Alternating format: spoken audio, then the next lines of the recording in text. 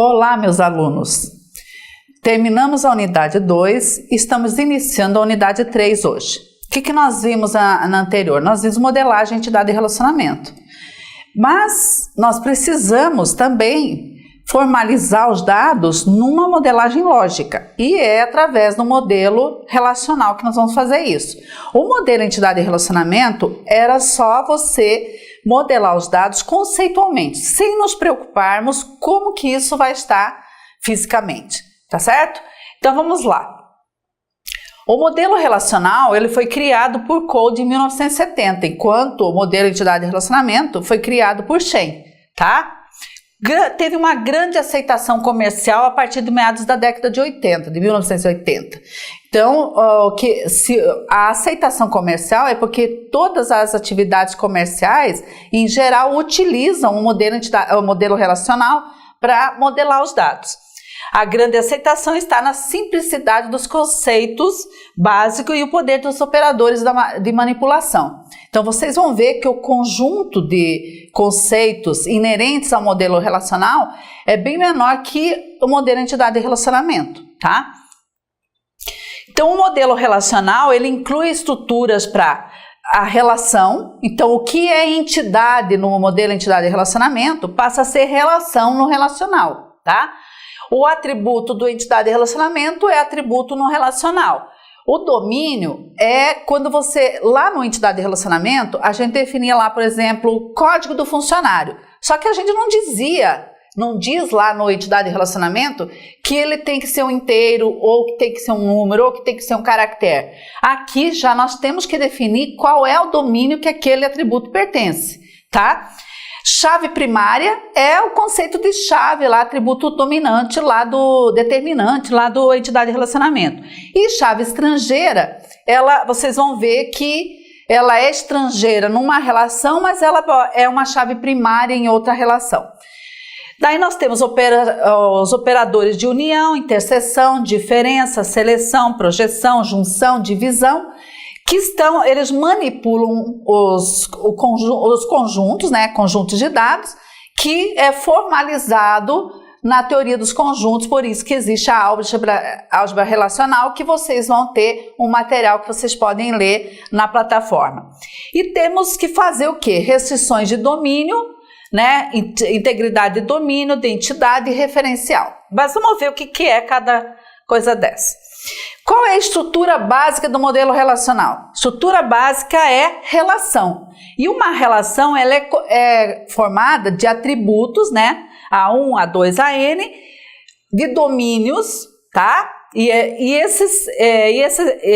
O conjunto de cada linha de uma relação é os dados, as tuplas. Então, um atributo, ele explicita o papel de um domínio em uma relação. Então, se eu tenho, por exemplo, funcionário como relação, eu tenho os atributos lá, código do funcionário, nome, endereço, telefone, tá? Os atributos de uma mesma relação devem ser diferentes. Por exemplo, eu não posso colocar um código de funcionário na relação e daqui a pouco colocar um código funcionário de novo.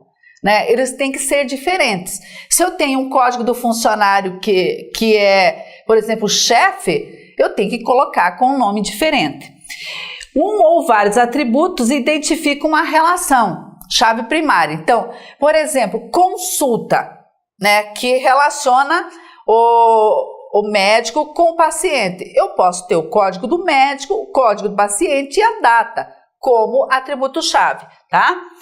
Chave candidato. O que é uma chave candidata? Uma relação pode ter mais de um atributo como identificador único. Imagine a seguinte situação. Eu tenho uma relação que eu chamo de acadêmico. O RA é uma chave primária, mas o CPF ele pode ser uma chave candidata. Eu quero também que o meu CPF seja único e também que duas pessoas não tenham o mesmo CPF. Então, o que eu faço? Eu digo que é uma chave candidata. Chave estrangeira, um atributo que corresponde a uma chave primária em outra relação, pode ser chave estrangeira. Por exemplo, eu tenho acadêmico, né? E eu tenho lá o RA, nome, endereço, telefone, E nessa relação eu coloco o código do curso que ele está fazendo.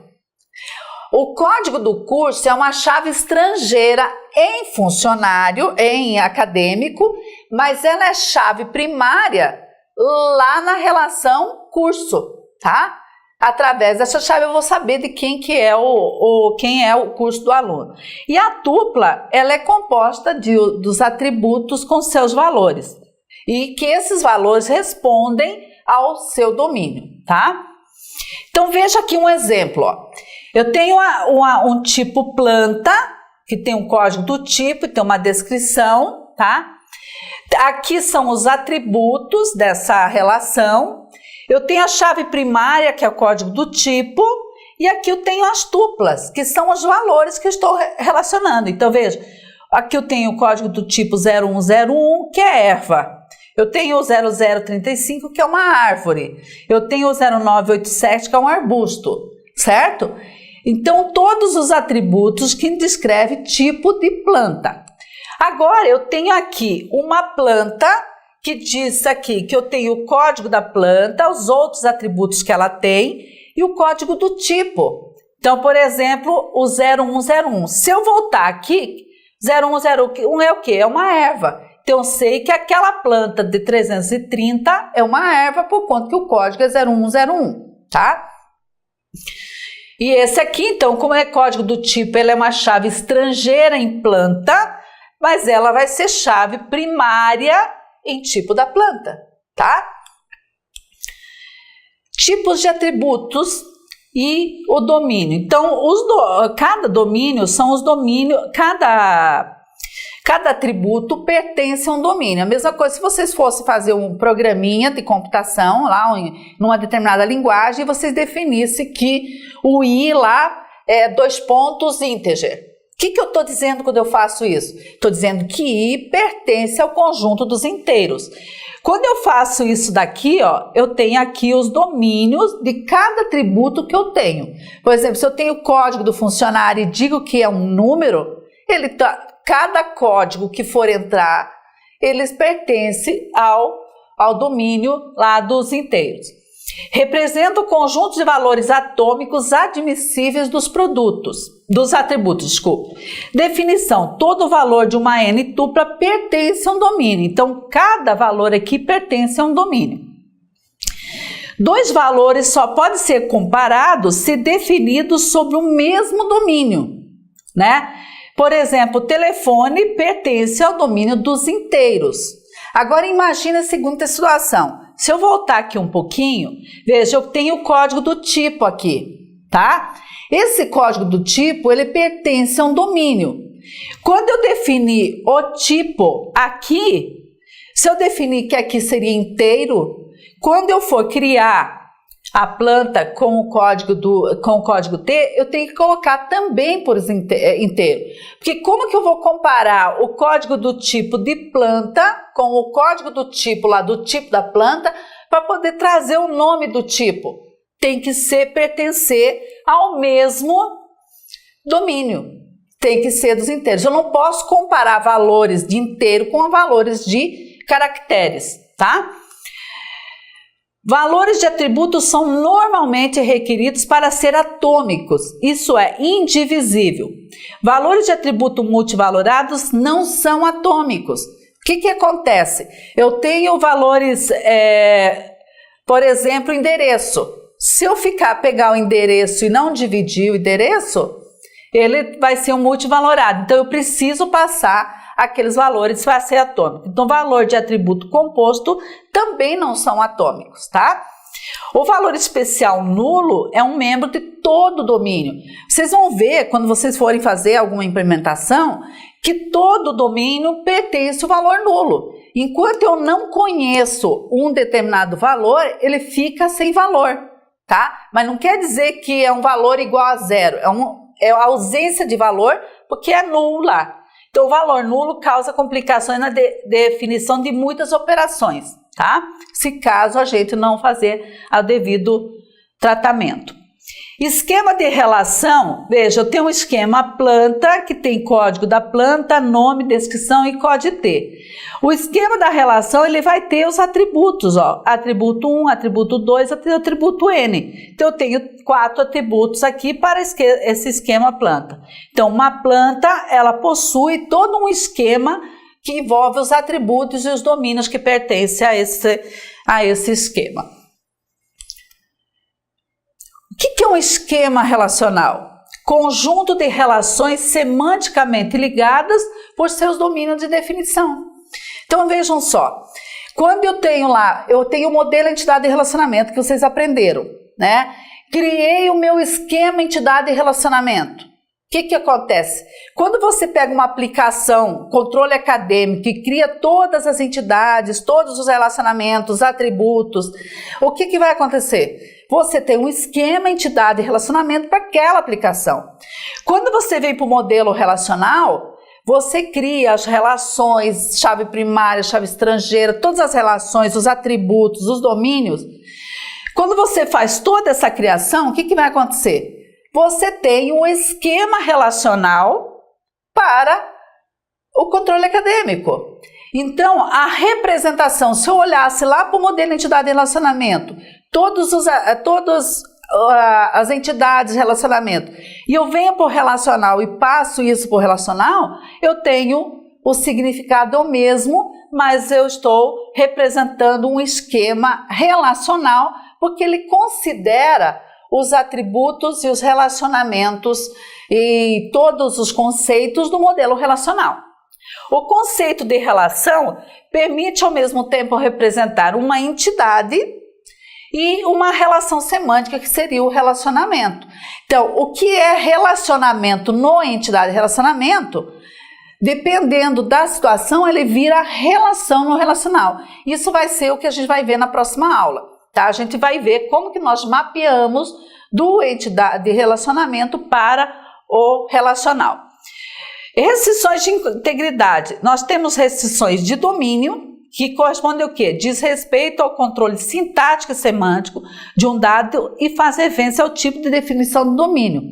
Se eu definir um atributo para ele pertencer aos inteiros, eu não posso querer entrar com atributo que seja caractere, né? Eu preciso colocar. Então, no momento que eu estou definindo que o domínio é um determinado domínio, eu tenho que entrar com dados conforme aquele domínio, senão ele vai dar erros, tá?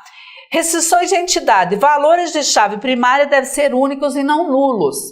Por exemplo, quando você vai entrar com o RA de um acadêmico, com os dados do acadêmico, se eu colocar que o RA é a chave primária, o que vai acontecer? Ela vai ser, não pode ser, tem que ser única, né? Não pode ter duas pessoas com o mesmo e sempre vai ter que entrar com dado, não vai poder deixar lá sem uma informação. Sempre, então, tem que ser única e não nula, tá?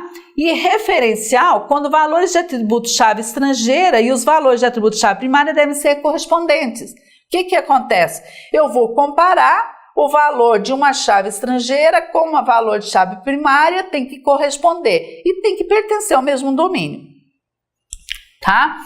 Então, relações são não ordenadas. Por que não são ordenadas? Lembra que eu falei para vocês que quando a gente vai trabalhar com relacional, tudo está fundamentado na teoria dos conjuntos.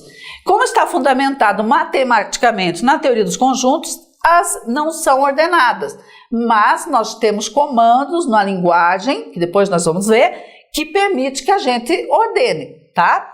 Ordem das tuplas é irrelevante, pode ser armazenada em ordem arbitrária, e aqui nós temos uma relação conta com tuplas não ordenadas. Então eu tenho uma conta, tenho o código da agência e o saldo daquela conta, tá? E assim por diante, tem várias contas aí. O banco de dados relacional, ele consiste de múltiplas relações, tá? Informações a respeito de um empreendimento é dividida em partes, com cada relação armazenando uma parte da informação. Então, veja aqui, eu tenho conta, tenho cliente conta e tenho cliente, tá? A conta armazena informações a respeito da conta. Se eu tenho cliente, armazena informações a respeito do cliente. Mas a relação cliente e conta, ela armazena informações a respeito dos clientes e quais são as suas contas. Neste caso aqui, o cliente pode ter mais de uma conta, mas uma conta pode ser de vários clientes também. Armazena todas as informações como uma simples relação, tal como cliente e conta, e ali eu tenho o número da conta, saldo e código do cliente, né? Aliás, número do cliente, o saldo e o código da conta.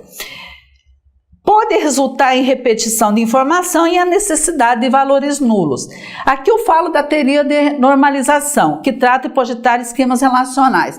Vocês vão ter lá na plataforma todo um material sobre normalização de dados, que envolve a primeira forma normal, a segunda forma normal, terceira, e assim vocês vão ter uma ideia desse aí. É para você não ficar repetindo dados dentro do teu ambiente. Quanto menos repetição, mais correto vai estar o banco de dados e não permite que gere um banco de dados inconsistente. Então aqui eu tenho cliente e conta, tá? Então veja, eu tenho o cliente 01 que é a Salete, tá? E a Salete aqui, ela tem a conta A215, tá? E assim por diante. Então aqui eu estou relacionando todas as contas do cliente e conta, tá? Aí tem chave, né? Super chave, chave candidata e chave primária. A super chave é a chave, tá? Que você identifica unicamente uma relação, né? Eu posso identificar o cliente pelo código do cliente, ou eu posso identificar o aluno pelo RA, eu posso identificar uma disciplina pelo código da disciplina, tá? E chave candidata é quando eu tenho a chave primária da relação, mas eu tenho uma chave candidata que pode ser também chave, que é o caso de, por exemplo, de aluno, eu tenho o RA como chave primária e depois eu tenho lá o CPF, que é uma chave candidata, tá? Então essas são as informações relacionadas com chaves. A gente viu, vejam que o modelo entidade e relacionamento, nós tínhamos os conceitos de identidade, de relacionamento, de atributos, né? Cardinalidades de relacionamento, né? Generalização, especialização, agregação e outros conceitos. Quando a gente veio para o relacional, nós já temos um conjunto menor de conceitos. Nós temos relação, temos atributos, temos o domínio, né? Chave primária, chave estrangeira, que são atributos. Então vejam, nós vimos modelagem ER, modelagem relacional, e o que a gente vai ver daqui para frente? Nós vamos ver como que nós mapeamos no modelo entidade e relacionamento para o relacional, tá? Para a gente criar todo um ambiente para manipulação no sistema gerenciador de banco de dados implementado, tá? Então eu gostaria muito, estudem, continuem estudando, aproveitando tudo que a gente colocou na plataforma, todo o material que está lá, livro, texto, e se tiverem ainda quaisquer dúvidas, sabem como me contactar, ok? Muito obrigada e até a próxima aula que nós vamos trabalhar com mapeamento ER relacional.